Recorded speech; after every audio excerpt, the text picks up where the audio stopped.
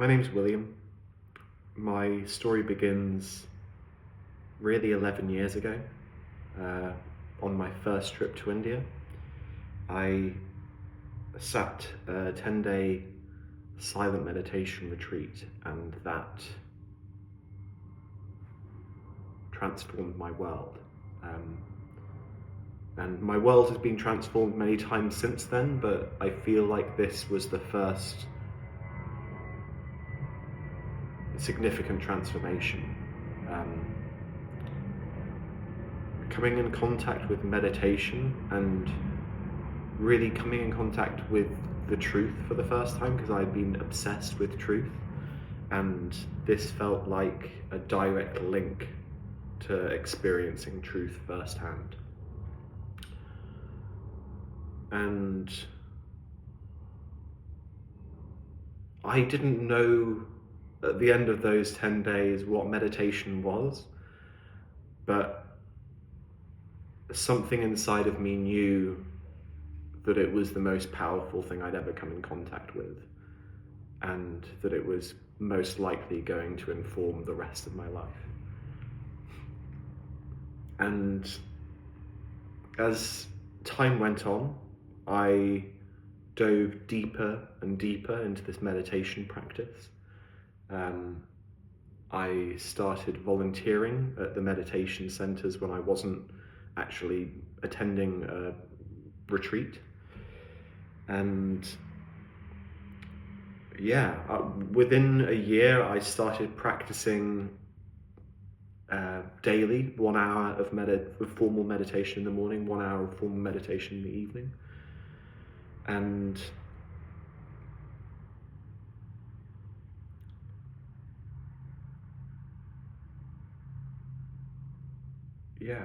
and then within a few years, I decided that life in London wasn't really resonating with me any longer, and that I wanted to explore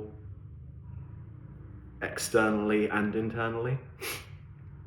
So I set off on a trip with the intention of walking around the world, and I ended up walking from London to Eastern Germany, about 1,400 kilometers, and then spent 3 months at a meditation center there, mostly volunteering, but also sitting a couple of 10-day courses. And while I was there, somebody suggested to me that I should do a longer course, a 20-day meditation retreat, because I was at that point eligible to do so.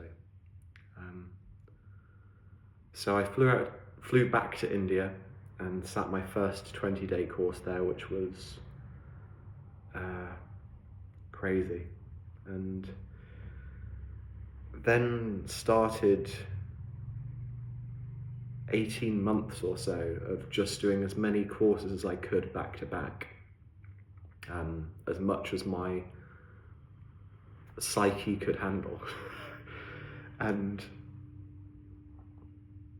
I ended up sitting a 30-day course in Thailand, and even spending a week in a monastery in southern Thailand. And then I returned to England and spent a year and a half volunteering and helping to manage 2 meditation centers within one campus, catering for almost 250 people at a time. And and again, I did a 30-day meditation course while I was there. I finished by doing a 45-day silent retreat there. And I described that 45-day course as being a friend of mine, my best friend at the time, reached out to me after the course, and he said, "How was it?" And I said, "It's been like life. There's been such an experience of ups and downs, and there's just so much to observe in terms of what's going on in the mind." And I became really convinced that the only logical next step for me to take would be to become a monk. And somebody recommended a list of different people to get in contact with, different groups of monastic lifestyle people that were practicing very similarly to how I was practicing. And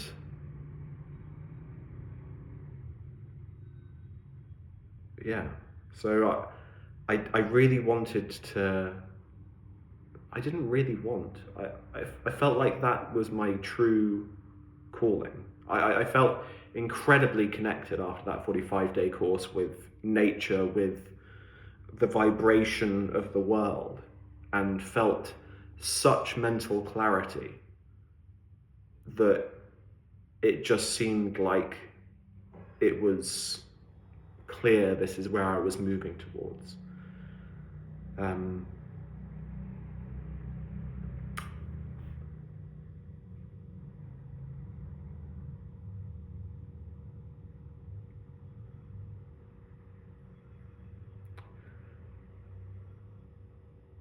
I'd already booked tickets to go to South America before the 45-day course began, so afterwards I decided that I would go there for a few months before then heading to India to ordain.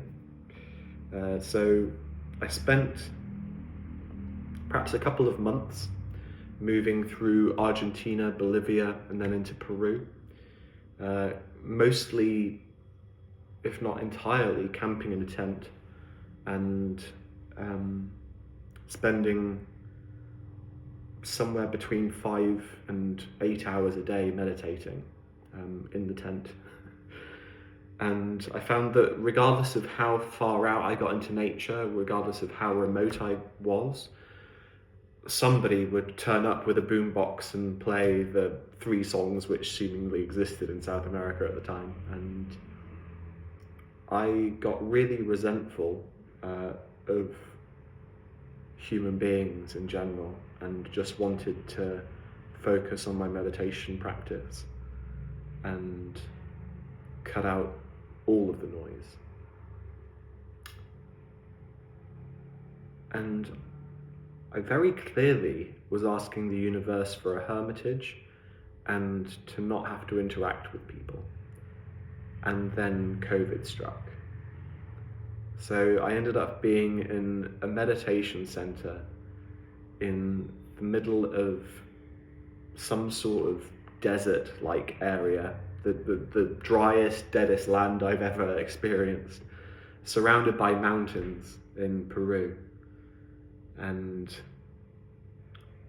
I remember one evening when the sun was setting, I climbed up one of the mountains and took some videos and photos, and a friend of mine said that I looked like I was on a Mars bunker. And it did look like that, and it kind of felt like that. And I ended up being there for 7 months by myself, and it was a really intense period. The first 6 weeks was pretty much exactly what I imagined that it would be, in terms of me meditating a lot all the time and living by rules as if I was on a meditation course, and just having lots of time to myself, being in nature, walking barefoot, all of this. And after 6 weeks, I think it dawned on me that I was not in control of this situation in any way. And I think that realization really alarmed me, because I'd always had really almost complete freedom to do whatever I chose to do. And this was the first time where I didn't have a choice. And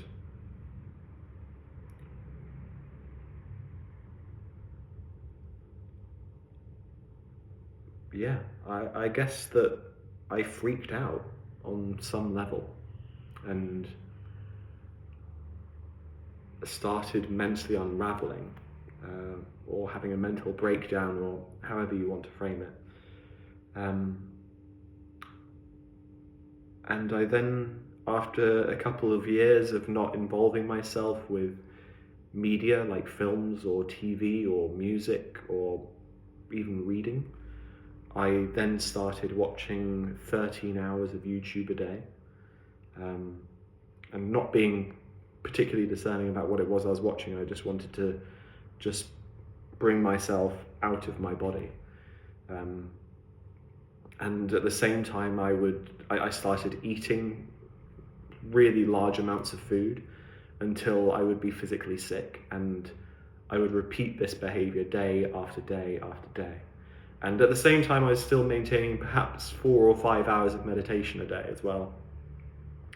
So it was a really bizarre period. And I remember after I'd been there for 6 months, I was on the phone to my mum and I was in tears because I was really concerned and fearful about the idea of losing my mind entirely. And I said to her, I'm not sure how much longer I can hold on.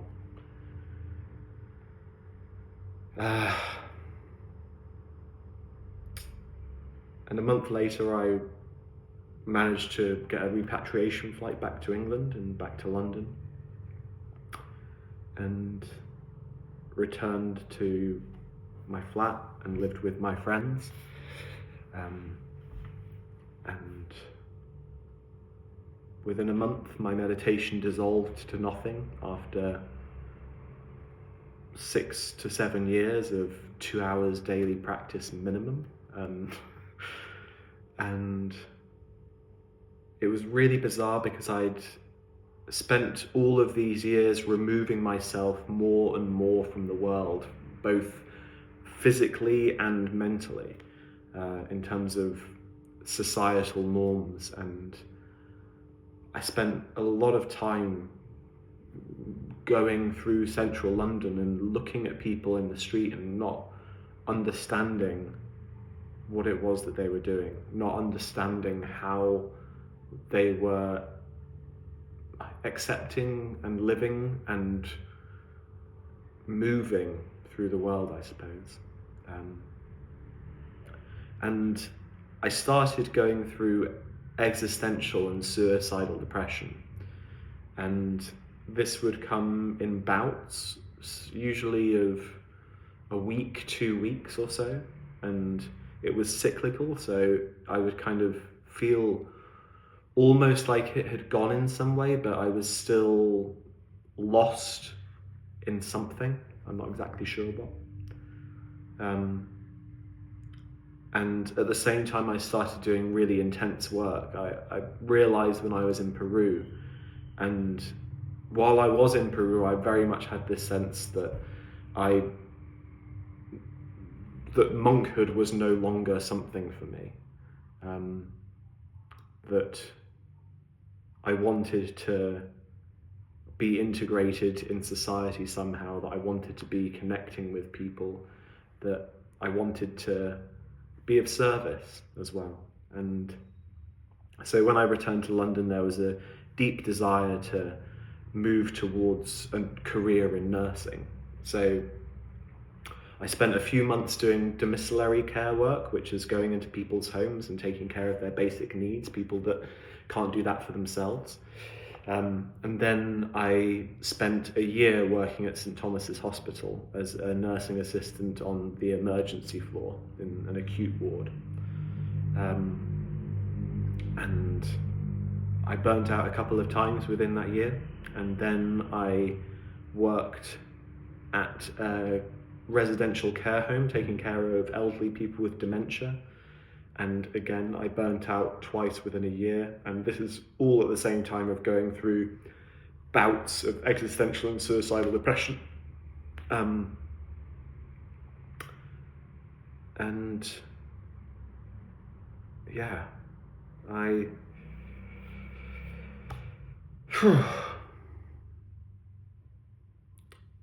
realized that I needed to leave that line of work. And this realization came in the middle of the longest and deepest depressive episode that I had. which lasted for 2.5 months. And I remember the thing that really tipped me into that ridiculously deep period and deep and dark period was a loss of hope. I stopped believing that there could be a possibility of me finding love in my life. And although I had spent time amongst my meditation years, as I now refer to them, where I felt like perhaps I wasn't going to find a partner in this lifetime, and that made me think that meditation was the thing that I needed to dedicate my life to.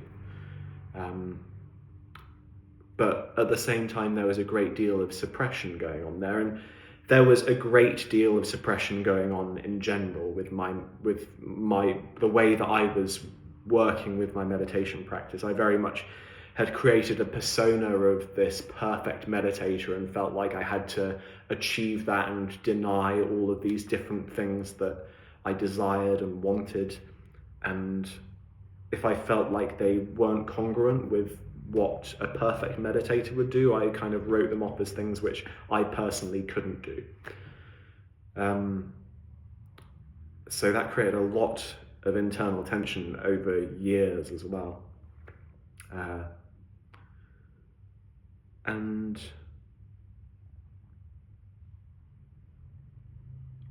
so that depression went on for 2.5 months, and it got so bad that I would have a week spent crying in bed, and then I would go to work for a week and be really high functioning, and then I would spend another week crying my eyes out in bed, and would kind of do this over and over again.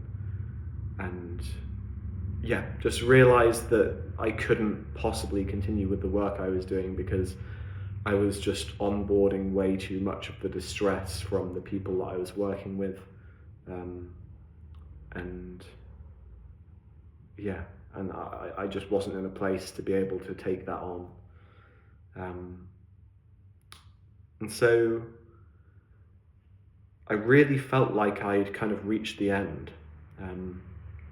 I didn't really see a way out or anything that I thought would help me. And I remember on my birthday last year, in the middle of April 2023, I was walking through central London and just thought, life isn't going to get any better. And it was something small but really significant happened then. I looked across the road and saw a bakery for the first time, like a bakery that I'd never seen before, and just walked across the road and walked in and asked if they had any jobs available, and managed to start working there 1 week later, and simultaneously leaving the residential care home. And the community of people that I was spending time with was just so significant. The people that I was working with at the bakery were just so beautiful and wonderful and welcoming and warm and loving and supportive. And there was one person in particular that just showed me so much love and acceptance, and really encouraged the playful side of me, which I think I had killed a long time prior to that. My meditation practice has been very serious, but also going right the way back to being 20 years old when I was at drama school. I think that a relationship that I had then I broke myself over and stepped into this kind of serious version of myself that just kind of grew and grew and grew. So to reconnect with this playful side of myself was just filled me with this kind of youthful energy. And through that I gained the confidence to join ACA, which is Adult Children of Alcoholics and Dysfunctional Families, and it's part of Alcoholics Anonymous, or a kind of branch off of that, and essentially a sharing circle. And to hear people share their experiences was incredibly grounding and didn't make me feel like I was an alien. And it was really quite amazing. And I went there for 10 weeks, once a week for 10 weeks. And there's 14 characteristics of what they call an adult child. And the first week when I went, I felt this great sense of imposter syndrome. And when they read these lists of 14 traits, I kind of thought, okay, I'm 2, maybe 3 on that list. And they suggest that you go for a minimum of 6 weeks. And on the 6th week when I showed up, they started reading through the list, and I began to laugh to myself because I found that I was all of the things on the list, they all applied to me. And in the last 3 weeks that I was there, a woman said each week that she just had the most incredible session with a therapist. And the third time that she said this, I was like, who is this person? Please give me their contact. And she did so, and I reached out to that person, and they ended up not being a therapist, but actually a life coach. And I worked with them for 7 weeks, again, 1 session a week for 7 weeks. And at the end of those 7 weeks, I said, you've changed my life. And really they had. They had given me so much to change my perspective on things, to really rewrite stories that I had made about various events that had happened, and to also connect with and start diving into self-love. And self-love was something that I had heard about for years. I was supposedly trying to do it in my meditation practice in terms of metta bhavana, loving kindness meditation. And I found it very easy to think of love for other people, but could never bring that love to myself, really, or very rarely, and for very short periods of time. And I'd known for years that it was something I needed to work on, but I just didn't know the tools. I didn't know how to. And yeah,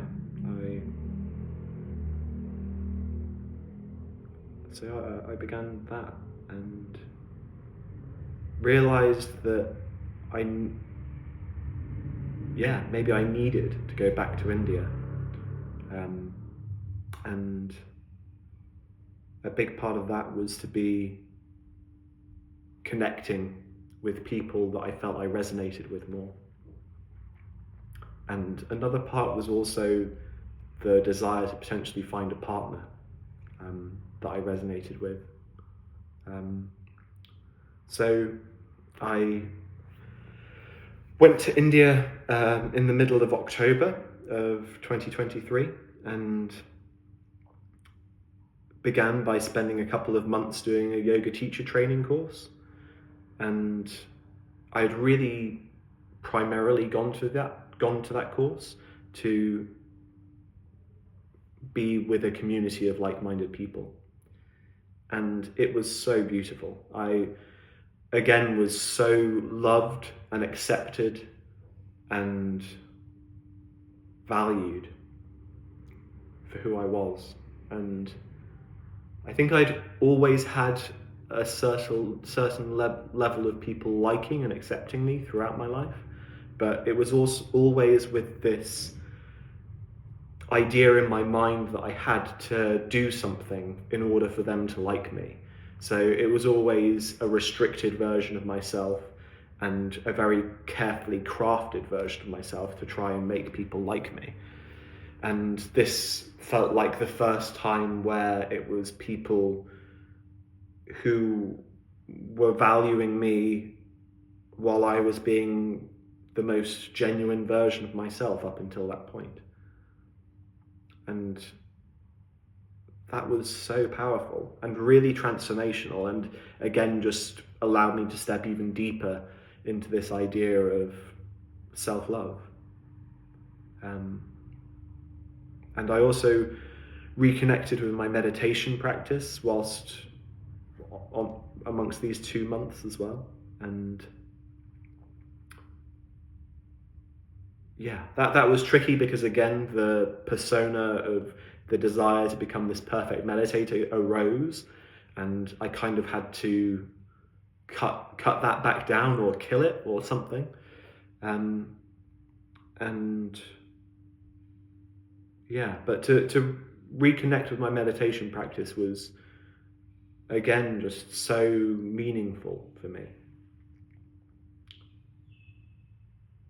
And after that, I started going to yoga school to do some Iyengar yoga, and I met my partner there, and it took a couple of months for us to get together, and it was a bit tricky in those couple of months, and a lot of things came up, and I had to do a lot of processing and taking care of myself, and again stepping further into self-love. And then we got together, and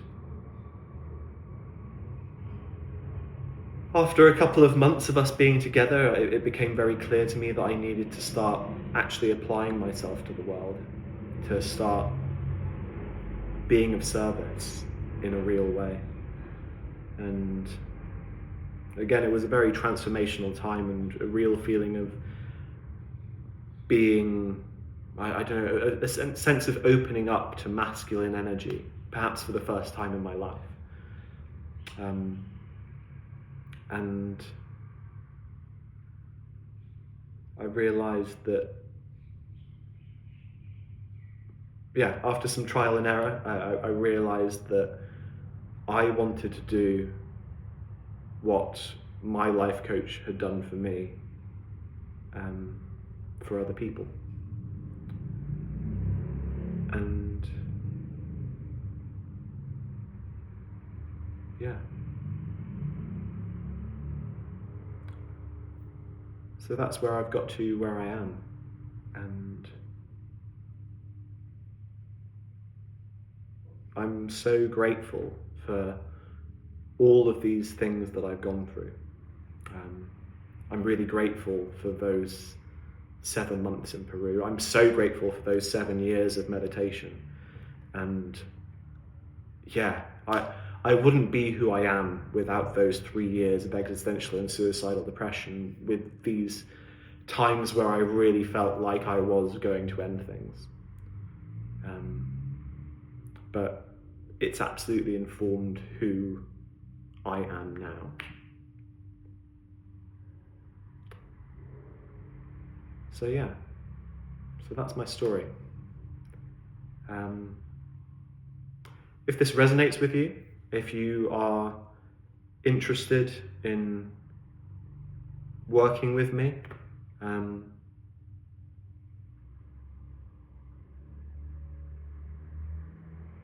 yeah, there'll be links in the description for my website, and through my website you can email me.